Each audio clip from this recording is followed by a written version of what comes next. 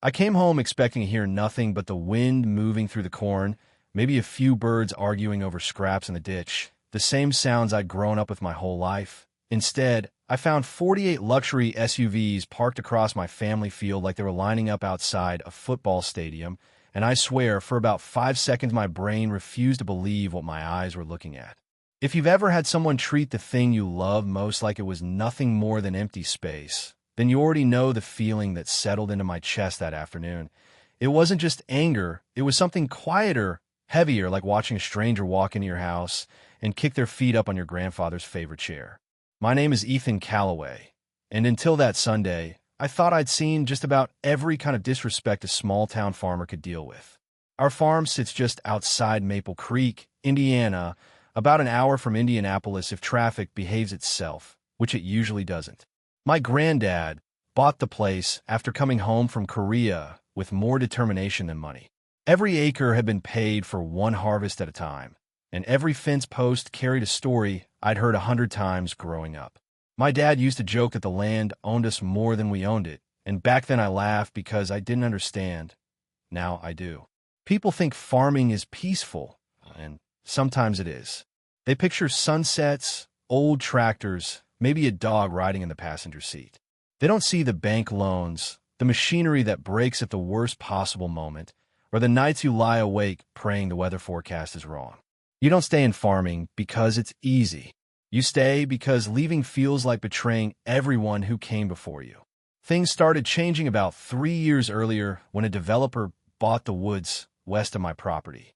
Within months, the bulldozers showed up, trees disappeared, and before long there were fancy stone entrances, decorative fountains, and enormous houses with windows bigger than my living room. They named the neighborhood Willow Heights Preserve, which was funny because they'd cleared out most of what had actually been preserved. The people moving in weren't all bad. A few waved. One older couple even bought sweet corn from my roadside stand every weekend. But there were others, the kind who treated the countryside like it was a themed attraction they could redesign whenever they felt like it. One woman complained that my combine kicked too much dust onto the county road. Another asked if I'd ever considered replacing my grain bins because they didn't match the visual character of the community. I honestly thought she was joking until she handed me a business card for a landscaping consultant. My wife, Rachel, always laughed those stories off. She'd pour another cup of coffee, shake her head, and tell me, "You can't expect people who grew up surrounded by concrete to understand dirt." She was probably right. Rachel had a way of making the world feel smaller whenever it started getting too loud. Still, something about Willow Heights bothered me. It wasn't the houses or the money.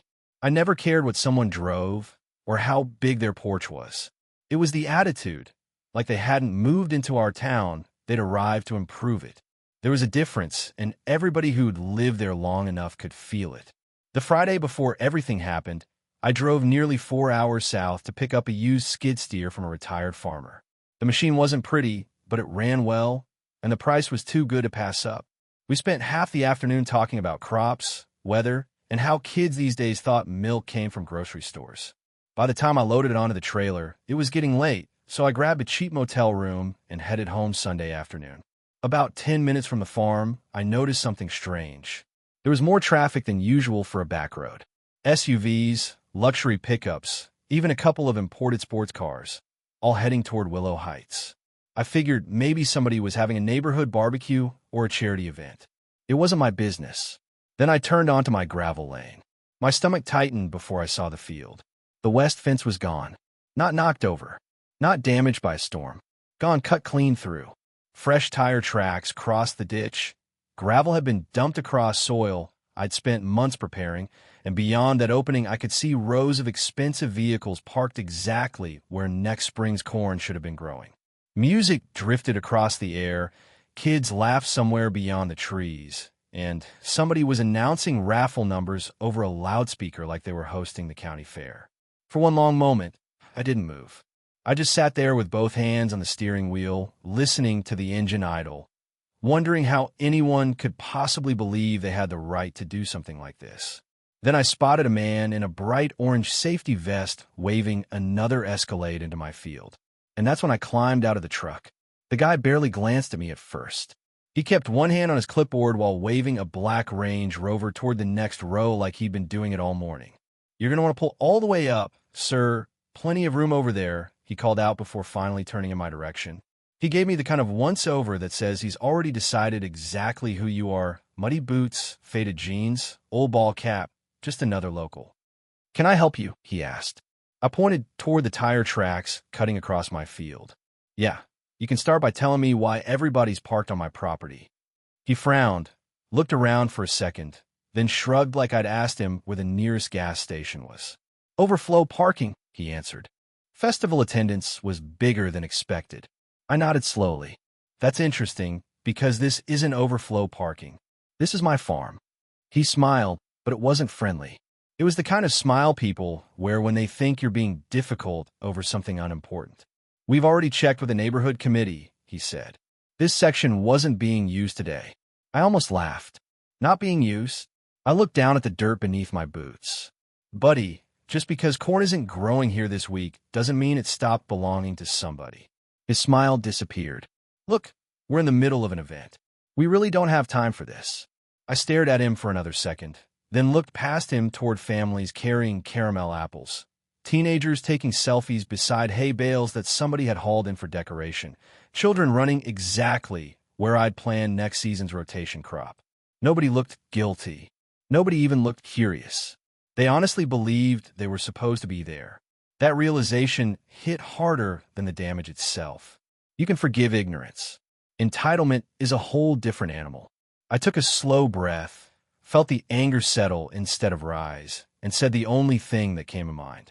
"Enjoy your festival." The man blinked. "That's it. For now." I turned around, climbed back into my truck, and drove away without another word. In the rearview mirror, I caught him shaking his head, probably telling himself the grumpy farmer had finally accepted reality. He couldn't have been more wrong. On the drive back to my equipment shed, I kept hearing my father's voice. Dad wasn't the loud type. He believed the calmest man in the room usually held the strongest hand. Whenever somebody crossed the line, he'd always say, "Son, never rush revenge. Most people are already halfway to beating themselves. All you have to do is stop getting in their way." I never fully understood what he meant until that afternoon. When I pulled into the barn, Rachel stepped out from the workshop, wiping grease off her hands. "You're back early," she said, smiling. Then she saw my face. "What's wrong?" I didn't answer right away. I just motioned for her to climb onto the trailer with me. 5 minutes later, we were standing on the hill overlooking the west field. She looked down at the crowd, then at the rows of expensive vehicles covering our land, and slowly folded her arms. "Well," she finally whispered. "That's new." I expected her to be furious. Instead, she stood perfectly still, studying the scene the same way she studied weather before harvest. "What are you thinking?" she asked. "Honestly," I said, "I'm trying very hard not to make a mistake."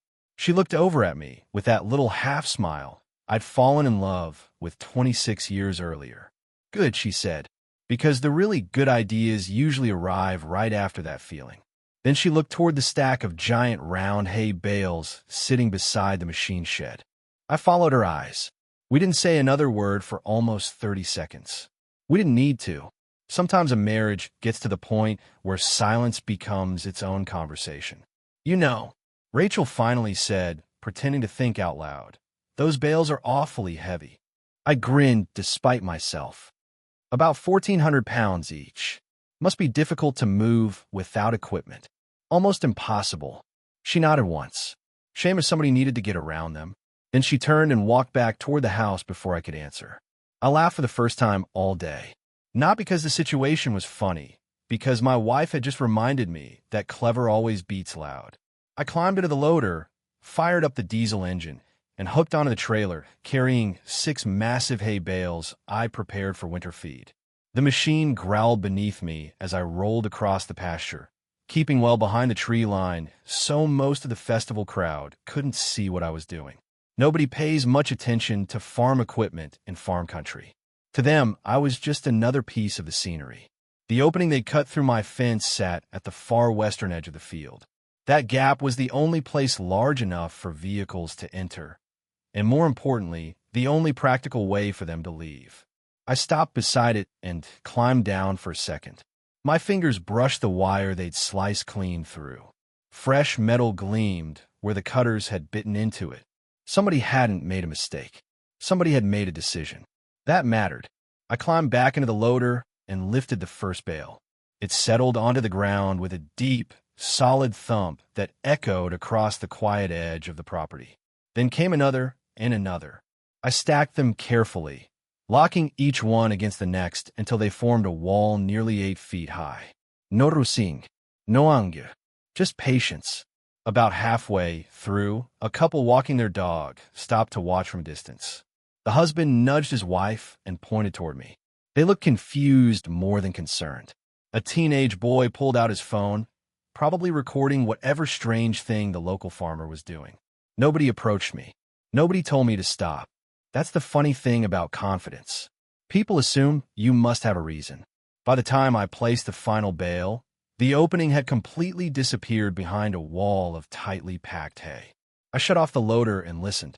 The festival kept rolling along without missing a beat. Country music drifted through the air. Somebody cheered during a pie contest. Children laughed. Somewhere beyond those trees, people were having the perfect autumn afternoon, completely unaware that every single vehicle sitting on my property had just become part of a lesson none of them were expecting. I drove back toward the house, parked the loader beside the barn, poured myself a cup of coffee, and waited. Around an hour later, the sun started dropping toward the horizon, painting everything gold. From the porch, Rachel handed me another mug before sitting beside me on the swing. We didn't have to speak. Down in the distance, engines started turning over one after another. Headlights flickered on. The long line of SUVs slowly rolled toward the exit, and then, all at once, every brake light lit up like Christmas decorations. Within seconds, drivers started climbing out of their SUVs, craning their necks, trying to figure out why nobody was moving. At first, there were a few confused shrugs, then a couple of impatient horns, and finally that unmistakable shift when people realize the problem isn't going away. I watched from the porch as a man in a navy blazer hurried toward the front of the line, stopped dead in front of the wall of hay bales, then spun around, throwing both hands into the air. 5 minutes later, the same man I'd spoken to earlier came storming across my field with another guy beside him, taller, dressed in an expensive quilted vest that probably cost more than my monthly diesel bill. Even from a distance, I could tell who was really in charge. He walked like a man who'd spent most of his life expecting doors to open before he reached them. When they finally stopped in front of me, he didn't bother introducing himself. "Did you do this?" he demanded, pointing back toward the blocked entrance. I took another sip of coffee before answering. "Do what?" His jaw tightened. "Don't play games with me." Rachel quietly stood up, squeezed my shoulder, and disappeared inside the house, leaving the conversation to us. "I'm Mason Sterling," the man continued, "president of the Willow Heights Homeowners Association." I nodded once. "Congratulations." That answer seemed to bother him more than if I'd yelled. "You're preventing nearly 50 families from leaving." "No, only. I'm protecting my property. Those families chose to drive on a land they didn't own." He laughed once, sharp and humorless. "This is ridiculous." "You know what else is ridiculous?" I asked. "Cutting down somebody else's fence because it makes parking easier." For the first time, his confidence slipped just enough for me to notice. He looked toward the damaged fence line before answering. "I'm sure there was some misunderstanding during setup." "Funny," I said. "Bolt cutters usually don't misunderstand much." Neither of us spoke for several seconds. Behind him, voices kept growing louder as more people realized they weren't leaving anytime soon. Parents were trying to calm tired kids. Cell phones appeared everywhere. Somebody was almost certainly streaming the whole thing online. Mason finally exhaled and pulled out his phone. "Fine," he muttered. "We'll let the sheriff sort this out." "Sounds good to me." 25 minutes later, Deputy Carl Benson rolled slowly down my lane. Carl had known my family for decades. He'd hunted deer with my father more than once and never rushed to conclusions. Instead of coming straight to us, he walked the fence line first. He crouched beside the cut wire, picked up one of the broken posts, studied the fresh gravel pressed into the soil, then looked out across the rows of trapped vehicles before making his way over. "Evening, Ethan," he said. "Looks like you've had yourself quite a Sunday." You could say that. Mason immediately launched into his version of events, explaining that I was unlawfully trapping innocent residents and refusing to let anyone leave. Carl listened without interrupting. When Mason finished, the deputy turned toward him and asked one simple question. "Did you have permission to use this property?" Silence answered before Mason finally spoke. "We believed." Carl gently raised one hand. "That's not what I asked." Another pause. "No." Carl nodded once, exactly as I'd expected. "Fence belongs to Mr. Calloway." "Yes." "Permission to remove it." Mason looked to the ground. "No." Carl glanced back toward me. "Mr. Calloway damage anybody's vehicles?" "No." "Threaten anybody?" "No." Carl rested both hands on his duty belt and sighed. "Then from where I'm standing, you've got dozens of vehicles trespassing on private property after damaging agricultural fencing. Sounds like a civil matter to me." Mason stared at him in disbelief. "You just going to leave?" Carl shrugged slightly. "Unless somebody commits a crime, yes." With that, he tipped his hat, wished me a better evening, climbed back into his cruiser, and drove away. I've seen a lot of expressions over the years, but I'll never forget the look on Mason's face as those taillights disappeared down the road. It wasn't anger anymore. It was the realization that money couldn't buy an easy exit this time. He walked back over much slower than before. "What do you want?" he asked quietly. There was the first honest question he'd asked all day. I didn't answer immediately. I looked across the field at the crushed soil, the gravel, the ruined fence, and all the work waiting for me after everyone finally left. $10,000 for the damage, I said. A licensed crew to restore my fence exactly the way it was. Every load of gravel removed, and written acknowledgement that nobody from Willow Heights steps onto my property again without permission. He rubbed both temples. "That's expensive. So, is rebuilding trust." Another long silence settled between us. Finally, he nodded. "Done." We wrote everything down on the hood of his SUV. He transferred the money before I touched a single hay bale. Only after the payment notification buzzed in my pocket did I climb back into the loader. I removed one bale, just one, leaving an opening barely wide enough for a single vehicle at a time. The first SUV crawled through almost awkwardly. Nobody rolled down a window. Nobody complained anymore. They simply drove away one after another with their eyes fixed straight ahead, the confidence they'd arrived with nowhere to be found. Mason's black Escalade was one of the last to leave. As he pulled alongside me, he lowered his window halfway. For a second, I thought he might apologize. Instead, he simply nodded once, quietly, almost respectfully, before driving off into the fading light.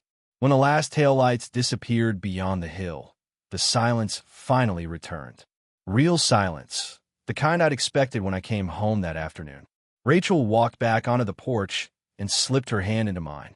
"Think I'll be back?" she asked. I smiled toward the repaired fence that would soon have to be built. Not without knocking first. Looking back now, I still wonder whether I handled it the right way.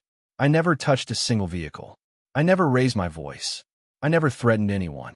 All I did was remind a group of people that property lines aren't suggestions, and respect isn't something you can replace with a check after the fact. Some folks around town still think I went too far. Others say I showed more patience than they would have. Honestly, I can understand both sides. So now I'd like to hear from you. If you came home and found strangers using your land like it belonged to them, would you have handled it differently? Or do you think respect sometimes has to be taught the hard way? Let me know in the comments because I read every single one. And if you enjoy stories about justice, difficult neighbors, and the moments ordinary people decide they've had enough, don't forget to like this video, subscribe to the channel, and I'll see you in the next one.